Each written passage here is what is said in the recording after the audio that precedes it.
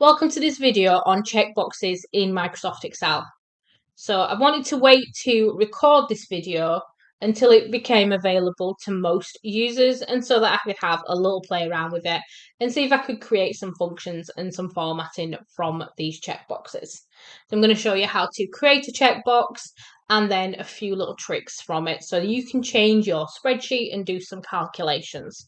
So just a few here, it won't take too long, it'll be a nice quick video.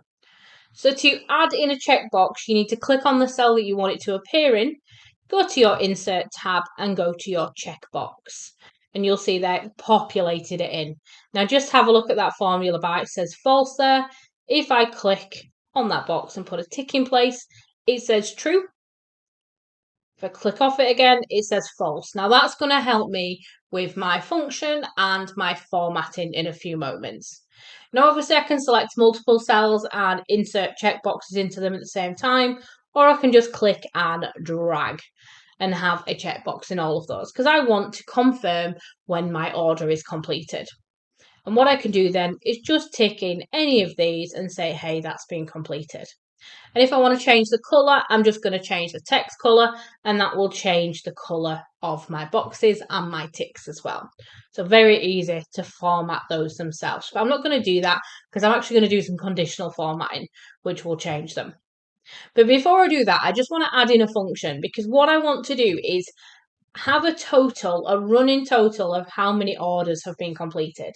And I can use the checkboxes to do this because remember it shows false when it's blank and true when it's ticked. So I can use the function COUNTIF to count all of the trues in the cells. So very simply, in that total box that I've already set up, I'm going to click and do an equals and then start counting COUNTIF. I'm going to type in COUNTIF. And then I want to tell the system what range I'm looking at. So I'm looking at all of these cells, put in a comma, and then I'm looking for true. So when it's ticked, it changes to true. So I'm going to type in true, and you can see that's populated there. I'm going to close my brackets and press enter. And you can see I've got a total of 3 there. Now this is dynamic, so if I click on any more, then that's going to keep going down, up and down, really, really nicely. So that's going to help me count how many orders I've done. What I can also do to make this visually appealing is I can use these checkboxes to drive some conditional formatting, which is a really nice bit of functionality that you might want to play around with. So to do conditional formatting, I need to select the cells that I want that formatting to take place in. So let's select all of these cells. And then in my Home tab, I'm just going to go to Conditional Formatting and then New Rule. And what I want to use is I want to use this one at the bottom, use a formula to determine which cells to format. And just look at that rule description there, format values where this formula is true. And remember when you tick that checkbox, it changes to true. So all I need to do is tell the system what box to look at. It's going to know that if there's a tick in there, it's true. And then I can tell it what format to choose. So I'm just going to do an equals, but I'm going to move this box first because I want to be able to click on it. So I'm going to do an equals and then I'm going to select that top cell. Now just notice it's put the $signs in there, which means it locks it in place.